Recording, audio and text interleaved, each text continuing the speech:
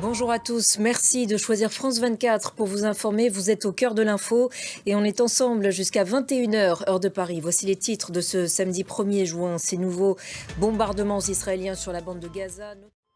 La bande de Gaza toujours sous les bombes ce samedi, frappes aériennes et tirs d'artillerie, notamment sur la ville de Rafah. Le Premier ministre israélien se dit toujours déterminé à détruire le Hamas au lendemain, je vous le disais, de la présentation par le président américain d'une feuille de route israélienne en vue d'un cessez-le-feu. Et on en reparle avec notre chroniqueur international Gauthier Rybinski. Bonjour Gauthier, toujours pas d'accalmie donc après la présentation de cette feuille de route présentée comme étant israélienne. Benyamin Netanyahou reste déterminé, c'est ce qu'il affirme aujourd'hui, à éliminer totalement le Hamas.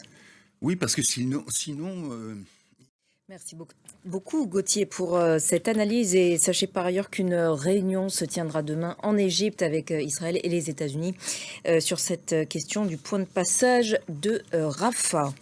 En Ukraine maintenant, vaste attaque aérienne, encore une ce samedi de missiles et de drones contre les infrastructures énergétiques ukrainiennes.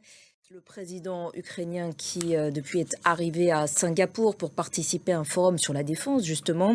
Le dialogue Shangri-La qui se tient jusqu'à demain. Y participent notamment les ministres américains, chinois et français de la défense. Les États-Unis y défendent une nouvelle ère de sécurité grâce à des alliances et des partenariats régionaux. Éclairage d'Axel Simon. En Inde, les bureaux de vote sont désormais fermés. Fin d'un processus électoral hors norme qui aura duré 6 semaines.